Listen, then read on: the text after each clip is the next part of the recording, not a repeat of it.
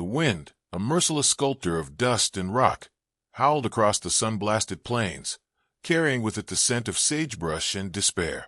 It was a land that offered no charity and punished weakness with a slow, grinding cruelty. Upon a crude wooden cross, driven into the cracked earth at the desolate crossroads of two forgotten trails, a woman was bound. Her name was Alara, though the name felt like a relic from another life, a softer world of books and gentle hymns. Now her reality was the rough chafe of rope against her wrists, the searing kiss of the sun on her skin, and the mocking shadow of the sign nailed above her head. In stark, cruel lettering, it read, "Come back when you're perfect." The letter seemed to dance in the heat haze, a verdict delivered by a world that had judged her and found her utterly wanting. Her head hung low, strands of sweat-soaked hair clinging to her face, a veil against the indifferent blue sky. Each breath was a struggle, a tiny, ragged rebellion against the inevitable. She was a testament to failure, a scarecrow meant to ward off not crows, but hope itself. This was the end, she thought, not in a storm of righteous fury, but in a quiet, thirsty whisper under the vast, empty gaze of the heavens. She was a daughter of a preacher, raised on scripture that spoke of grace, yet she had found none. She had been cast out, not for a great and terrible sin, but for the simple, unforgivable crime of being human in a world ruled by a man who demanded divine flawlessness. The silence of the frontier was absolute, broken only by the wind's mournful song and the frantic, fading beat of her own heart, a drum signaling a retreat from a battle already lost. Have you ever been made to feel that your very existence was an imperfection? Have you ever faced a judgment so absolute, so crushing, that it threatened to extinguish the very light of your soul? This is a story about that feeling. It is a story born in the dust and desolation of the American West, a place where lives were as stark and unforgiving as the landscape itself. It is the story of a woman left to die for her perceived flaws, and the widowed rancher who discovered her, a man who had built a fortress around his own broken heart. It is a tale that asks a simple, yet profound question. Must we be perfect to be worthy of love, or is it in our very imperfections that we find the truest, most resilient grace? Join us as we journey into the heart of the wilderness, not just of a land, but of the human spirit, to witness a story of redemption, courage, and a love that was never meant to be, yet became the only thing that mattered. This is the story of Silas and Alara, and it begins, as so many stories of great change do, with a moment of profound darkness just before an unexpected dawn. Silas Blackwood rode the perimeter of his land with the grim efficiency of a man at war with his own memories. His ranch was less a home and more a bastion, a wide, empty buffer between him and a world that had taken everything he held dear. The sun beat down on the felt of his hat, and the leather of his saddle creaked a familiar, lonely rhythm.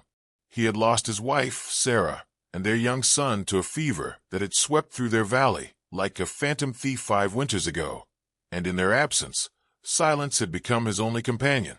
His heart, once a wellspring of laughter and affection, had become a barren place, as hard and unyielding as the rocky soil of his property.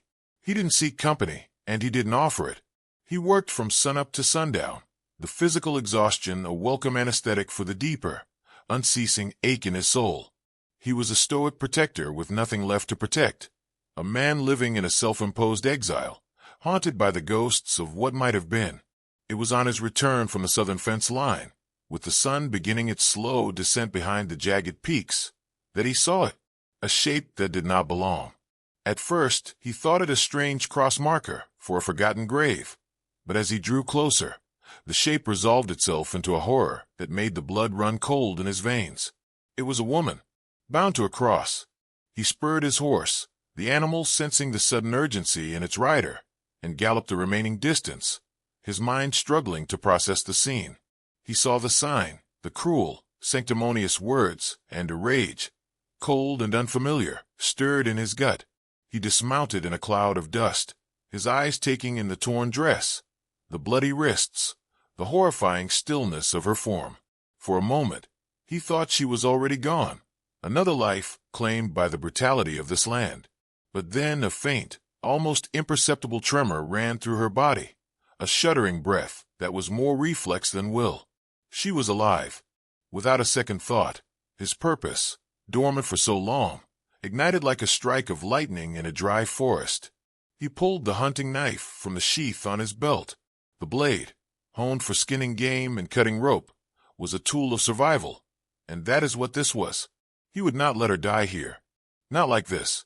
He worked with a grim focus, his large, calloused hands moving with a sureness that belied the turmoil in his chest. He sliced through the ropes at her wrists, her body slumping forward against the wood. He caught her, his arm wrapping around her waist, her weight a fragile burden. He cut the ropes at her ankles, and then, with a grunt of effort, he eased her away from the cross and gently lowered her to the ground. She was little more than skin and bone, her face a mask of dried tears and dust. He knelt beside her, his canteen in his hand, and carefully, he let a few drops of water fall onto her cracked lips. A flicker of consciousness returned to her eyes, a confused, terrified recognition of a man's face looming over her. A whimper escaped her, the sound of a wounded animal. Silas said nothing. Words were useless here. He simply lifted her into his arms, her head lolling against his shoulder, and carried her to his horse. He mounted, settling her in front of him, and turned his back on the obscene cross and its terrible message. As he rode toward the distant sanctuary of his cabin, the setting sun casting their shared shadow long and dark behind them, he was no longer just a man running from his past. He was a protector once more, and he knew, with a certainty that shook him to his core, that whatever darkness had done this to her, it would have to come through him to find her again. The cabin was a fortress built of hewn logs and silence, a place where the ghosts of Silas's past moved freely in the firelight. It was Spartan, furnished with only what was necessary for survival: a sturdy table, 2 chairs, a stone hearth, and a single bed. It was into this solitary world that he brought Alara, a fragile piece of a life he did not understand, a responsibility he had not sought but could not refuse. He laid her gently on his own bed, the rough wool blanket a stark contrast to her delicate, wounded form. Her skin was feverish to the touch, her breathing shallow and ragged, for a man accustomed to the straightforward injuries of ranch life. A broken bone, a barbed wire gash.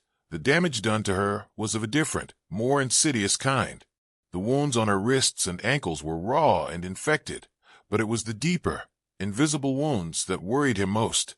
He moved with a quiet competence, his large hands, usually occupied with the brute force of mending fences or breaking horses, becoming instruments of surprising tenderness.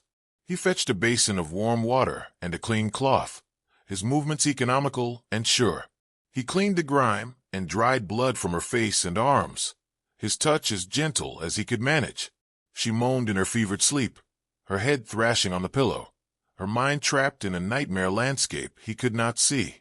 Fragmented words tumbled from her lips, names and phrases that meant nothing to him but were clearly the architecture of her terror. Reverend, no, not perfect, forgive me. The name Reverend struck a discordant note in the quiet cabin, a title of piety associated with an act of unspeakable cruelty. Silas's jaw tightened. He had seen his share of hypocrisy in the world, men who use God's name as a shield for their own wickedness, and he suspected he was now seeing its devastating consequence. He worked through the night, a silent, solitary vigil. He cleaned and bandaged her wounds, using a salve of his own making from herbs he gathered in the hills. He sat in the single chair by the hearth, the fire casting flickering shadows on the log walls, his rifle resting against the wall nearby. He was a sentinel, guarding this stranger from the phantoms that haunted her sleep and the very real threat that might still be searching for her.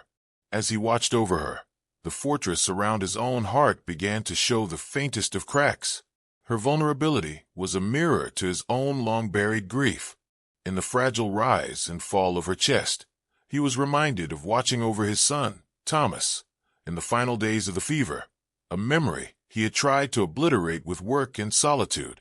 The feeling of helplessness, the desperate will to protect, it all came rushing back, a torrent of emotion that threatened to overwhelm his carefully constructed stoicism.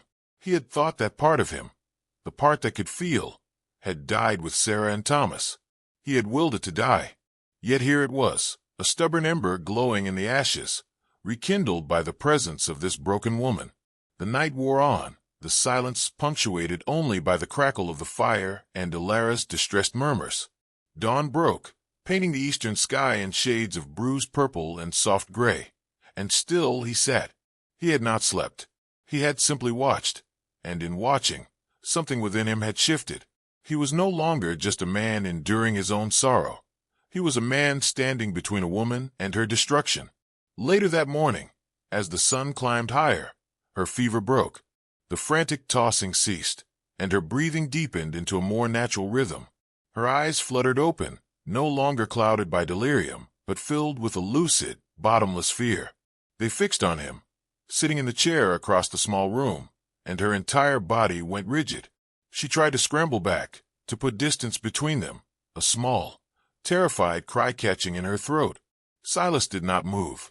He simply held her gaze, his expression unreadable, and spoke for the first time, his voice a low, gravelly sound, rough from disuse. "You're safe here." The words were simple, a plain statement of fact, but in the profound quiet of the cabin, they were a lifeline. She stared at him, her chest heaving, her mind trying to reconcile the memory of the cross with the reality of this quiet room, this solemn, watchful man. Safety was a foreign concept, a language she no longer spoke. But in his eyes, shadowed as they were by his own pain, she did not see the cruel zeal of her tormentor. She saw something else, something weary and worn, but solid, something that felt, impossibly, like the truth. In the days that followed, a fragile truce settled over the cabin, woven from long stretches of silence and the simple, shared rhythms of survival.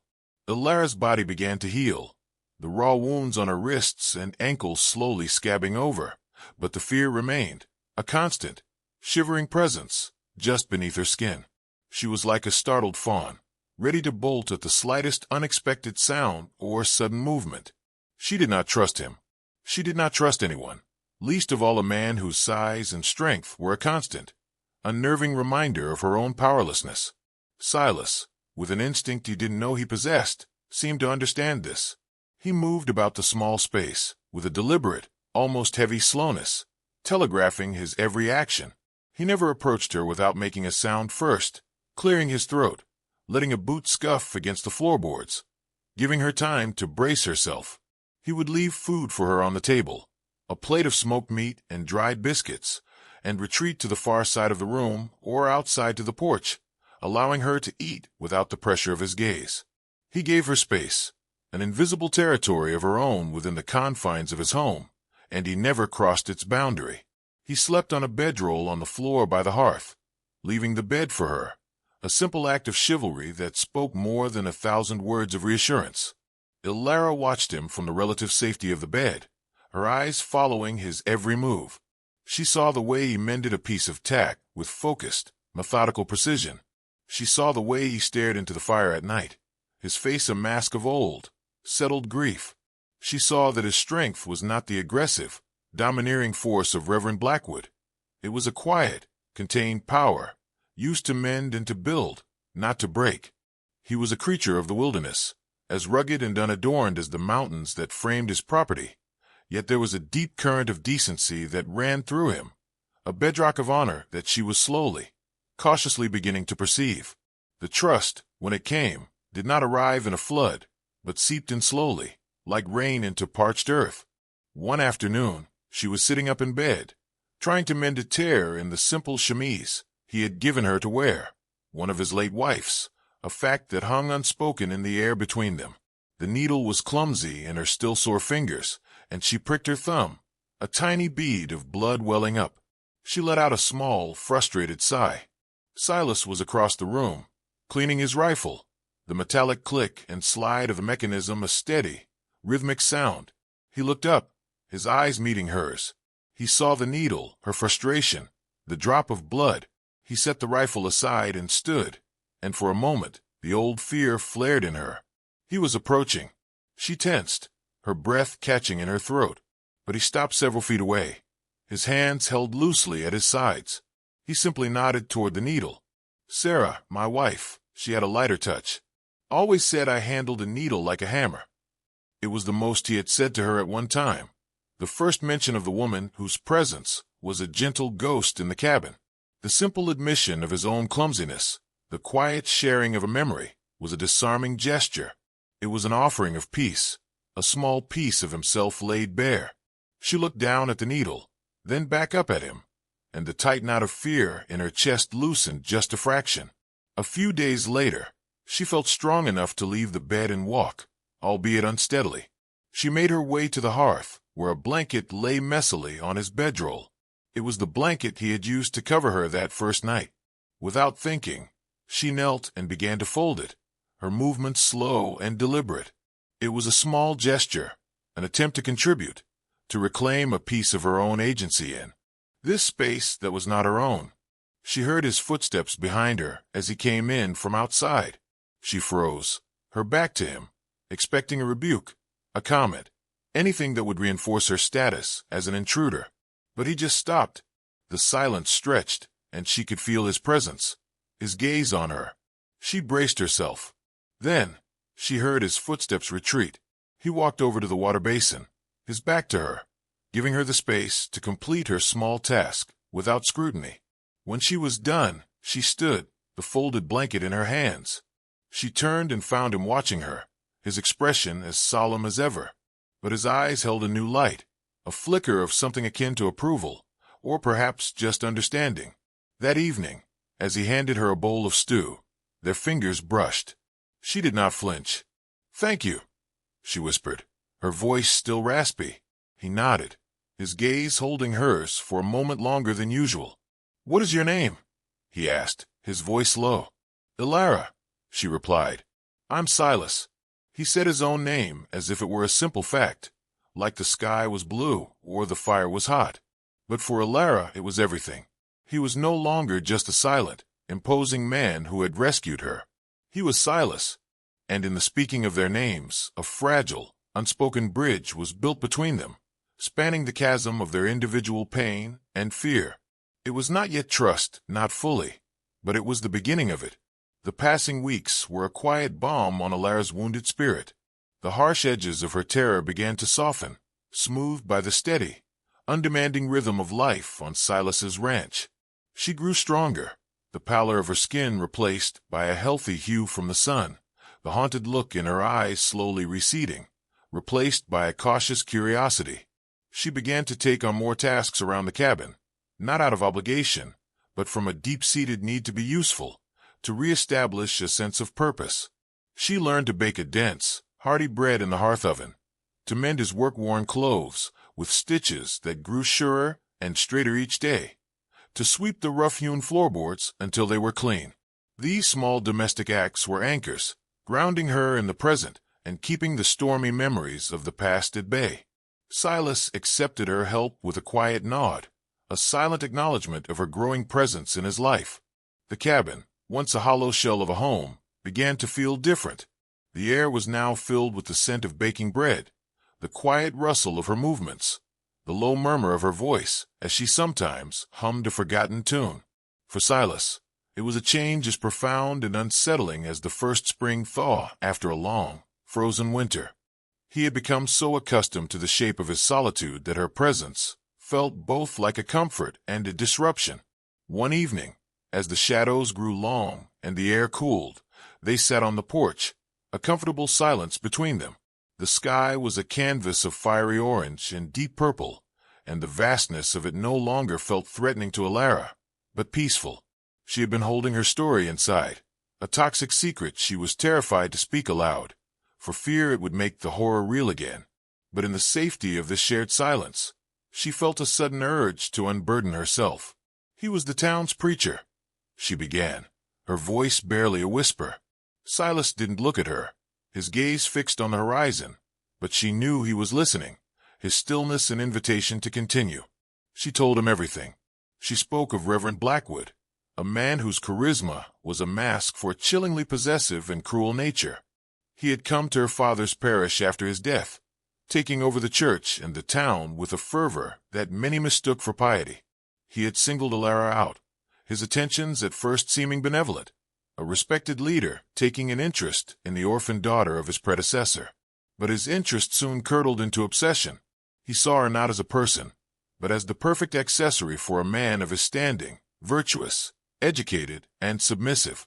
The perfection he demanded was absolute obedience to his will, a complete erasure of her own thoughts and desires. "I refuse to marry him," she said, her voice gaining a sliver of strength.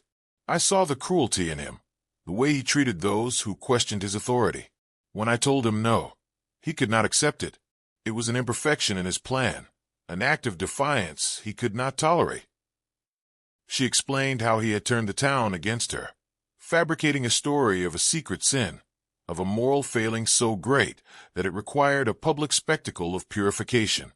He had used his pulpit to whip the townspeople into a frenzy of righteous indignation, convincing them that her very presence was a stain on their godly community.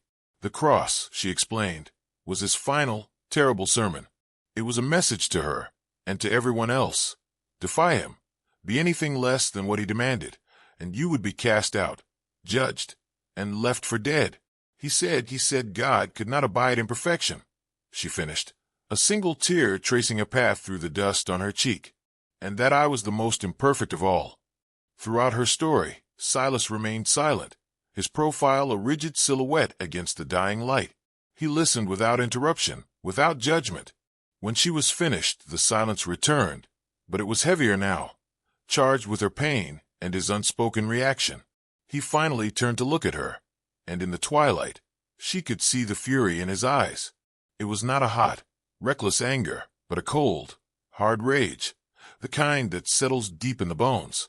It was an anger on her behalf, and it was the most profound gesture of solidarity she had ever received. He reached into his pocket and pulled out a small, worn tin locket. He opened it with his thumb. Inside were 2 miniature portraits, faded with time, a smiling woman with kind eyes and a small, serious-looking boy. "Sarah," he said, his voice thick with emotion as he indicated the woman. "And Thomas." He didn't say more. He didn't need to. In that single, vulnerable act of sharing his own sacred loss, he had met her story with his.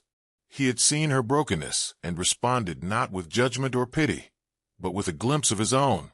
He was telling her, without words, that he understood what it was to lose everything, to be left alone with the pieces. In that moment, the bridge between them was no longer fragile. It was forged in the shared fire of their respective tragedies, solid and strong. The last of the sun's rays disappeared, and they sat together in the gathering darkness, two lonely souls no longer quite so alone. The ranch, once a place of stark solitude for Silas and a terrifying refuge for Alara, slowly transformed into a shared world, a sanctuary they built together, moment by quiet moment. The passing of time was marked not by a calendar, but by the deepening of their unspoken bond. A routine settled in, one that felt less like the desperate clinging to survival and more like the gentle, hopeful rhythm of a life being rebuilt. Silas, accustomed to moving through his days alone, found himself unconsciously altering his patterns to include her. He started talking more, not in long conversations, but in small observations about the weather, the land, the animals. "Sky looks like it's holding rain," he'd murmur, and Alara would look up, learning to read the clouds as he did. In turn, she brought a softness to the harsh angles of his existence. She found a small patch of workable earth near the cabin and, with Silas's help, tilled it and planted a small garden with seeds she'd found in a forgotten corner of the pantry. The sight of the first green shoots pushing through the dark soil was a minor miracle, a testament to life's stubborn insistence on continuing, on growing, even in the most unforgiving of places. He began to teach her things, practical skills for surviving in this world he knew so well. He showed her how to properly saddle a horse, his large hands guiding hers on the leather straps, a brief, electric touch that sent a jolt through both of them. He taught her how to ride not with fear, but with confidence, to feel the rhythm of the horse beneath her, to become a part of its strength. Riding out with him across the vast, rolling hills, she felt a sense of freedom she had never known, the wind whipping through her hair, the endless horizon a promise instead of a threat. In the evenings, The cabin became a haven of warmth against the cool desert night. The fire would crackle in the hearth, and by its flickering light, Elara would read aloud from one of the few books Silas owned, a worn copy of Shakespeare, its pages soft and thin from countless readings by his late wife. Her voice, once timid and broken, grew steady and clear, filling the small space with tales of kings and lovers, of tragedy and comedy. Silas would sit in his chair, mending tack or sharpening a knife, but his hands would often still as he listened, captivated not just by the words, but by the sound of her voice, a melody that soothed the ragged edges of his grief. One evening, as she was reading from The Tempest, a story of a storm and a remote island, their eyes met across the firelight. The words she was reading were about forgiveness and a new world, and the meaning of them hung in the air between them. The glance held for a moment too long, a silent conversation passing between them that was more intimate than any words they had yet spoken. In his eyes, she saw not just the protector, but the man, lonely and wounded.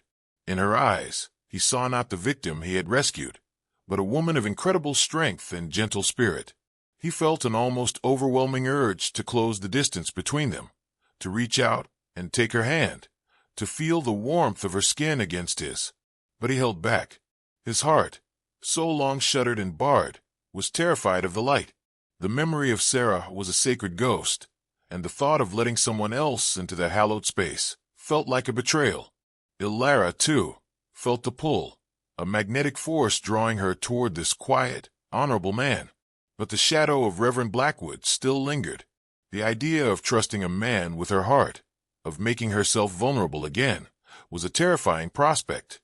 The fear of being judged, of being found wanting, was a scar that had not yet fully faded. So the moment passed, unresolved, leaving a palpable tension in the air, as thick and charged as the moments before a lightning strike.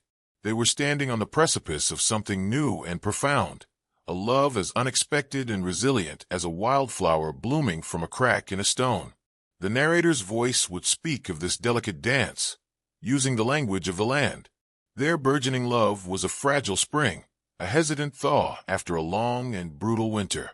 His heart was a field left fallow for too long, and she was the unexpected rain, promising a harvest he no longer believed was possible. Her spirit, nearly broken, was a resilient root, taking hold in the solid ground of his steadfastness, ready to grow towards the sun. They were two solitary peaks, weathered by their own storms, who were now discovering that the valley between them could be a place of shelter, a place to build a new life, together. The fragile peace they had so carefully cultivated was shattered with the suddenness of a hawk striking from a clear blue sky. The world they had built, a world that consisted only of the ranch and the two of them, was about to be breached. Silas was out on the range, checking on a newborn calf, where he saw the rider. It wasn't the slow, meandering pace of a lost traveler. It was the purposeful advance of a man who knew exactly where he was going. A knot of ice formed in Silas's stomach. He had known this day might come. He had hoped, foolishly perhaps, that the vastness of the frontier would have been enough to swallow Elara's trail, to grant them a permanent reprieve. He watched from the cover of a rocky outcrop as the rider, a lean, hard-faced man with the wary eyes of a tracker, reached the edge of his property. The man paused, surveying the cabin from a distance, his posture radiating a confident menace. Silas urged his horse forward, meeting the intruder not at the cabin, where Elara would see, but out in the open, on his own terms. He rode to intercept the man, his face a granite mask, his hand resting casually on his thigh, inches from the worn handle of his revolver. The tracker reined in his horse, a smirk playing on his lips. "Quite a place you got out here, mister," the man said, his voice oily. "Private, hidden, perfect for hiding things. Or people." Silas said nothing, his silence more intimidating than any threat. He simply sat on his horse, a mountain of a man, his gaze steady and cold. "The Reverend Blackwood sends his regards," the tracker continued, his smirk widening. "He's a forgiving man, but he does expect his property to be returned. The girl you're keeping, he wants her back." The word property hung in the air, a vile and possessive term that sent a fresh wave of cold fury through Silas. He thought of Elara, of the life returning to her eyes, of the sound of her voice reading by the fire. She was not property. She was the first warmth he had felt in 5 years. "There's no girl here," Silas said, his voice flat and final. The tracker chuckled, a humorless sound. "Don't play dumb with me, rancher. I followed her trail. A blind man could have followed the trail of misery she left. The Reverend is displeased. He's on his way. He wants me to deliver a message. Give her up, and he'll overlook your part in this. He's a man of God. He understands a man can be led astray by a woman's wiles." The hypocrisy was so blatant, so sickening, that Silas felt a primal urge to pull the man from his horse. But he held his composure. A fight now would be foolish. This was about delivering a message, both his and theirs. He slowly dismounted, every movement radiating a calm, lethal competence. "Here's my message," Silas said, his voice dropping to a low, dangerous growl. He walked towards the tracker's horse, and the animal, sensing the shift in him, shied nervously. "You turn that horse around, and you ride back to your Reverend. You tell him this land is mine. You tell him the woman he's looking for is under my protection. And you tell him if he or any of his men set foot on my property again, they'll be carried off it." The tracker's smirk finally faltered. He looked at Silas's eyes, the eyes of a man who had seen battle, a man who had nothing left to lose and had just found something to fight for. The tracker was a bully and a predator, but he was also a survivor.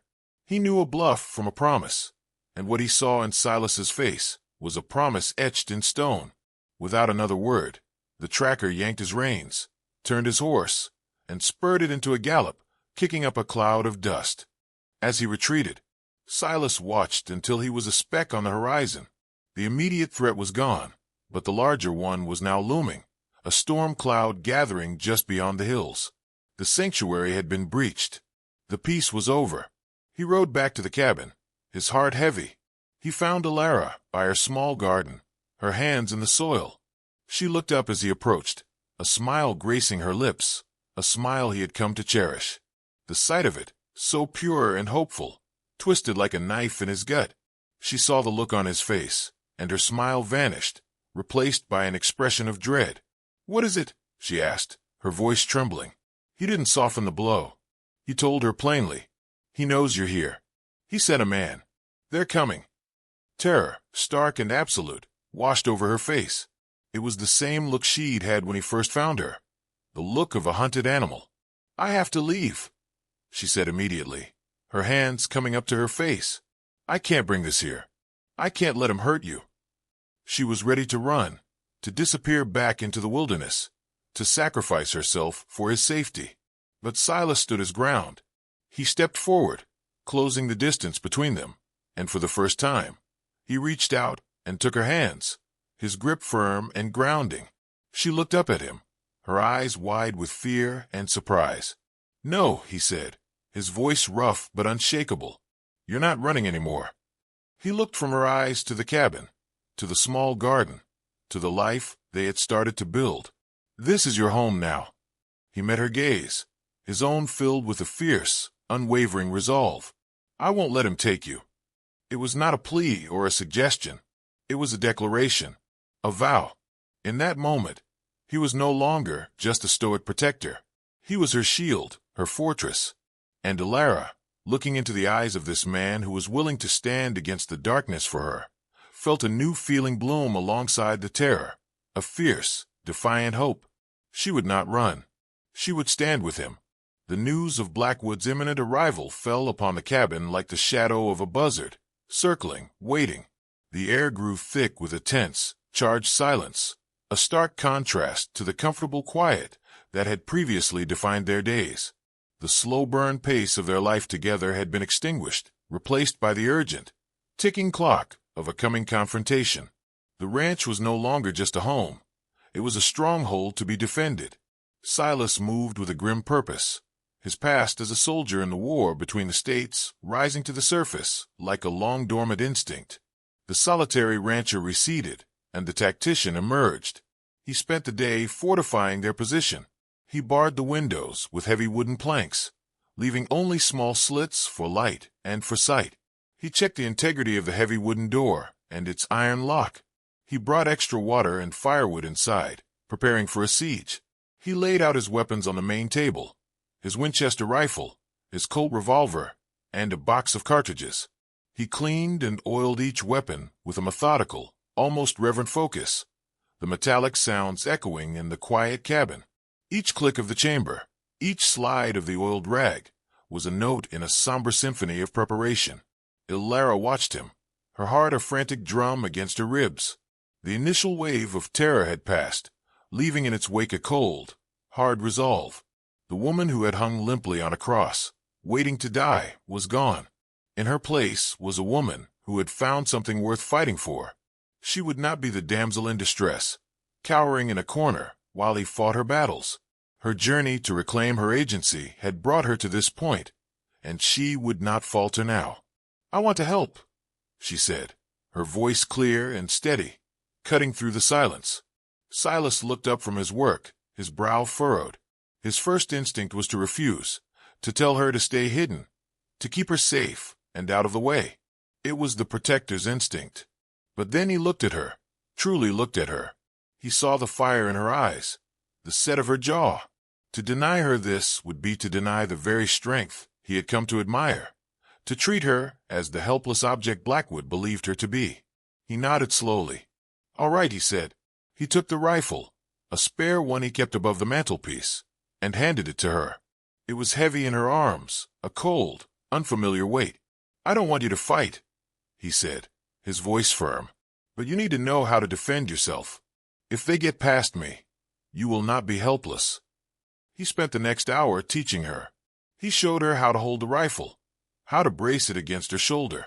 He showed her how to load the cartridges, her fingers, so adept at needlework, fumbling at first with the brass casings. He was a patient teacher, his instructions simple and direct. Breathe. Aim. Squeeze the trigger. Don't pull it. This lesson was not just about a weapon. It was a transfer of power. He was entrusting her with her own defense, acknowledging her as a partner in their survival. It was a profound act of trust, and it solidified their bond more than any gentle touch or soft word ever could. As dusk fell, a fragile calm descended. The preparations were complete. All that was left was to wait. They sat at the table, the cleaned weapons lying between them, the firelight casting long, dancing shadows on the walls. The weight of what was coming pressed down on them, forcing a final, desperate honesty. "Silas," Ilara began, her voice soft. Why are you doing this? You could have turned me away. You could have saved yourself." He looked at her, his face weary in the firelight, the deep lines etched by grief and hardship. "For 5 years," he said, his voice low and raspy, "this place has been a tomb. I've been living with ghosts. I wasn't living, Ilara. I was just waiting for my time to be done." He paused, searching for the right words. "When I found you, it was like the whole world came rushing back in. The pain of it, yes, but the feeling, too. The need to protect, to care. You brought this place back to life. You brought me back to life." He finally reached across the table, his calloused, powerful hand covering hers. His touch was warm and sure. "I'm not fighting for you because I feel obligated. I'm fighting for you because a life without you in it, it would be as empty as it was before. I can't go back to that." Tears welled in her eyes, tears not of fear, but of a profound, overwhelming gratitude. All her life, she had been defined by what others wanted her to be, a dutiful daughter, a perfect wife. Silas saw her for who she was, and he was willing to stand in the path of a storm for her. "And I for you," she whispered, her fingers lacing with his. "I will stand with you, Silas, whatever comes." It was their final vow before the battle. There were no flowery words of love, no grand romantic declarations. There was only a simple, solid promise, forged in the face of imminent danger. They would face the dawn, and whatever darkness it brought, together. The fortress was ready. The soldiers, two broken souls made whole by one another, were ready. The storm was about to break. The dawn arrived not with the gentle blush of a new day, but with a menacing gray light that seemed to drain the color from the world. A low-lying mist clung to the ground, muffling all sound. creating an eerie, suspenseful silence. It was the quiet before the violence. Silas stood at one of the slits he had cut in the window boards, his rifle in hand, his eyes scanning the shrouded landscape. Ilara was across the room, near the hearth, the spare rifle clutched in her hands, its weight a heavy, solid reality. They had not spoken since their vow the night before. There was nothing left to say. They were a single unit now, two parts of a shared will to survive. The first sound was the distant, rhythmic thud of hoofbeats, muffled by the fog, but growing steadily closer. Then, they emerged from the mist like apparitions from a hellish dream. Reverend Blackwood was at the front, mounted on a powerful black stallion, a dark, imperious figure. He was flanked by half a dozen men, a grim collection of hard-faced townsmen and hired thugs, their faces set with a grim, self-righteous certainty. They stopped a short distance from the cabin, an intimidating phalanx of judgment. Blackwood dismounted, his movements full of an arrogant theatricality. He was not here just to retrieve his property. He was here to perform an act of righteous fury. "Silas Blackwood," his voice boomed, carrying a false note of piety that turned Ilara's stomach. "You harbor a sinner in your home, a stain upon this good earth. I, as a servant of the Almighty, have come to cleanse this land of her imperfection. Open your door and deliver the harlot to me, and God may yet have mercy on your misguided soul." Silas did not answer. His silence was a wall, a rejection of Blackwood's entire twisted worldview. Inside the cabin, Ilara trembled, not with fear, but with a white-hot anger. This man, who had preached of grace while practicing tyranny, who had twisted faith into a weapon of control, was now invoking God's name to justify his monstrous pride. She would not let it stand. She would not hide while this man slandered her, slandered the very idea of faith. She moved to the door. Silas turned, his eyes questioning, warning. "No," she said, her voice low but firm. "He will not be the only one who speaks today."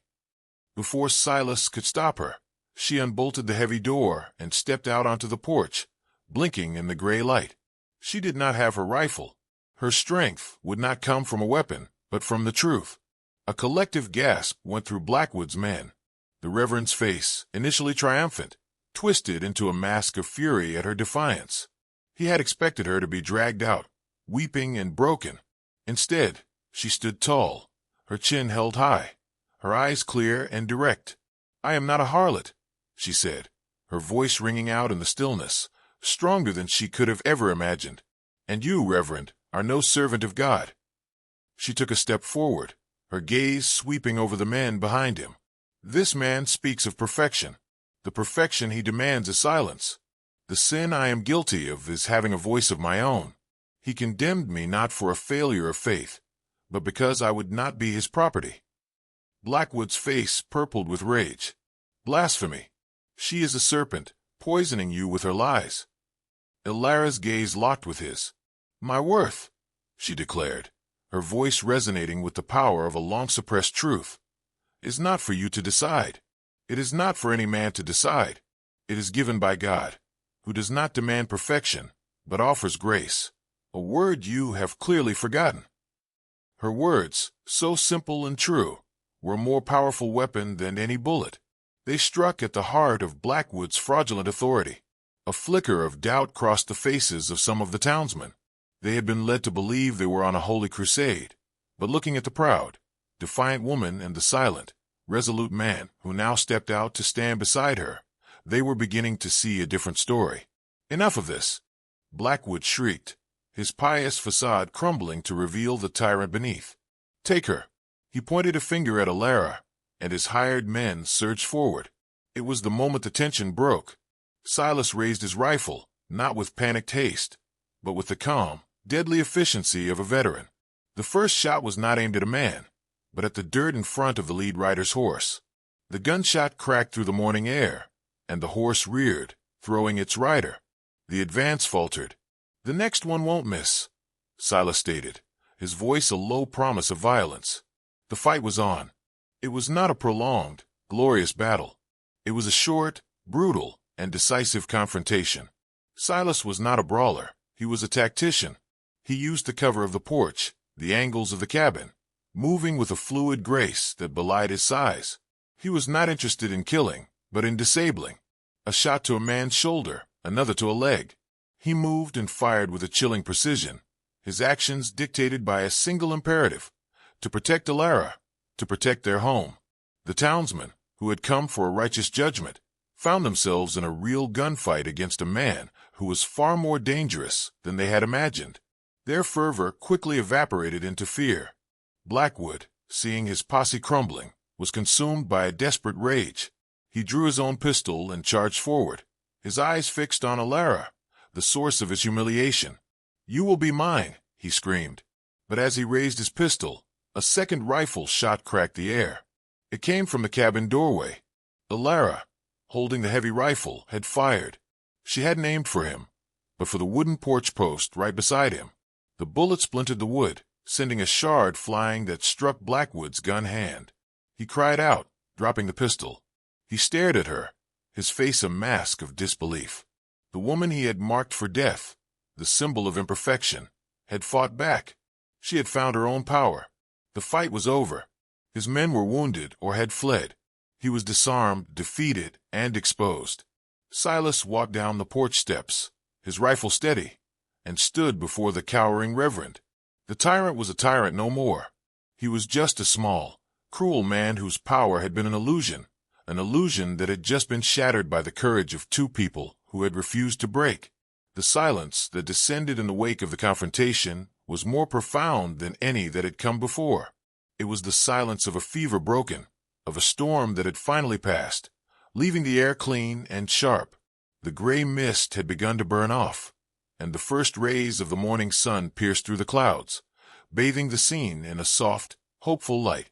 The vanquished had fled, carrying their wounded and their shame with them, leaving Reverend Blackwood alone and defeated in the dirt, clutching his injured hand. He looked up at Silas and Alara, who stood together on the porch, his face a pathetic mixture of hatred and disbelief. There was no grand speech of victory, no gloating. Silas simply looked down at the man who had brought such terror to their doorstep. "Get up," Silas said, his voice flat, devoid of emotion, "and leave. If I ever see you again, I won't be aiming for the porch post." Blackwood scrambled to his feet, his arrogance completely stripped away, and stumbled away towards the road, a broken man disappearing into the landscape he had tried to dominate. The threat was gone, truly gone. Silas turned to Alara, his eyes searching her face, checking for any sign of injury or renewed fear. He saw neither. He saw the woman who had stood tall against her tormentor, her face smudged with gunpowder, her eyes shining with a fierce, brilliant light. He gently took the rifle from her hands, its purpose served, and set it down. Then, without a word, he pulled her into his arms, holding her tightly against his chest. It was not an embrace of passion, but of profound, overwhelming relief. He buried his face in her hair, breathing in her scent, reassuring himself that she was real, that she was safe. Alara wrapped her arms around him, clinging to the solid strength of him, the man who had been her shield and her sanctuary. They stood there for a long time as the sun climbed higher, two survivors holding each other in the quiet aftermath of their shared battle. The rest of the day was spent mending, not just the physical damage to the cabin, removing the boards from the windows, sweeping up the splinters of wood, but the deeper emotional wounds. They worked together in a comfortable, synchronized rhythm, their movements speaking of a new intimacy, a bond forged in the crucible of conflict. They tended to a small graze on Silas's arm from a ricochet, her touch gentle and sure.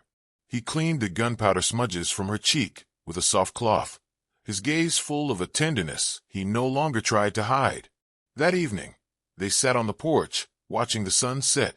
The sky was clear, painted in brilliant strokes of gold and rose. The ugly cross at the crossroads was a distant, fading memory. The ranch was no longer a bastion or a fortress. It was simply home. An epilogue began to write itself, not in words, but in the seasons that followed. That autumn, they were married by a traveling justice of the peace, a simple ceremony on the porch with the mountains as their only witnesses. The ranch, once a place of aching solitude, began to fill with life. Laughter, A sound Silas thought he would never hear again in his home became a common occurrence. Ilara's garden expanded, a riot of color and life against the muted tones of the plains. They bought more cattle, their shared hard work making the ranch prosper in a way it never had when Silas worked it alone, driven by grief. The ghosts of his past did not disappear entirely, but they grew quiet, their sorrowful whispers replaced by the warmth of Ilara's presence. He was no longer a man haunted by what he had lost, but a man defined by what he had found. Ilara, in turn, found a peace she had never dreamed possible. The sign that had once declared her imperfect became a symbol of her strength. She had been judged and cast out, but she had survived, not by becoming perfect, but by embracing her own worth and by accepting the grace offered by a good, quiet man. She learned that true perfection wasn't the absence of flaws, but the courage to love and be loved in spite of them. One spring afternoon, a year after the confrontation, Silas found her standing by the fence line, looking out at the vast expanse of their land. He came to stand beside her, slipping his arm around her waist.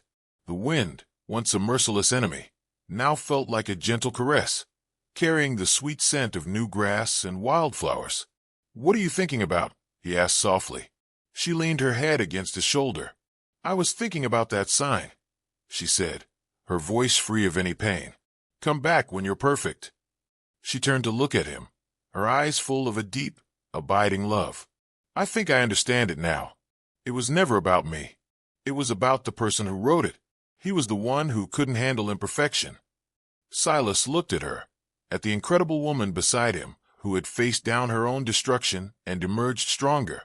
He saw the resilience, the quiet strength, the capacity for love that he had almost missed. "Well," he said, a rare, gentle smile touching his lips, "I'm glad you weren't perfect. I was running out of things to do around here." In their shared smile, in the peaceful expanse of their home, their happily ever after was not just an ending, but a beautiful, ongoing beginning.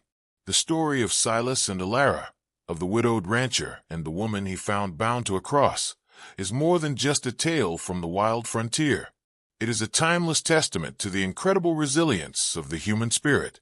It serves as a profound reminder that our deepest wounds can often become the sources of our greatest strength, and that the harshest wilderness, whether it be a sun-scorched plain or the desolate landscape of a broken heart, can be transformed into a sanctuary by the stubborn, tenacious power of love. Their journey forces us to confront the nature of judgment, both from others and from within. Think of Ilara, condemned by a tyrant's twisted definition of perfection. She was cast out not for a true moral failing, but for her refusal to be diminished, for her insistence on her own humanity. Her story asks us to look at the judgments we face in our own lives. How often do we allow the opinions of others, their narrow expectations, and their impossible standards to define our own worth? Ilara's ultimate triumph was not just in surviving, but in reclaiming her own narrative, in declaring that her value was inherent and not subject to the approval of any outside authority. She teaches us that true strength is not about being flawless. It is about having the courage to be authentically, imperfectly ourselves. And then there is Silas, a man who had walled himself off from the world, convinced that his heart was a barren, empty place, closed forever by the tragedy of his past. He had accepted a life of quiet endurance rather than one of active living. His story is a powerful illustration of the capacity for redemption and the possibility of second chances. He did not seek to be a hero. He was simply a good man who, when faced with a profound injustice, chose to act. In helping Ilara, he was forced to confront his own pain, to open the door to his shuttered heart, and in doing so, he healed himself. He reminds us that our purpose can often be found not in solitude, but in connection. It is in reaching out, in offering shelter to another soul, that we often find our own way home. Their love story is the quiet, powerful heart of this narrative. It was not a romance of grand declarations or passionate drama. It was built slowly, cautiously, in the shared silences, the common chores, the quiet acts of mutual respect and protection.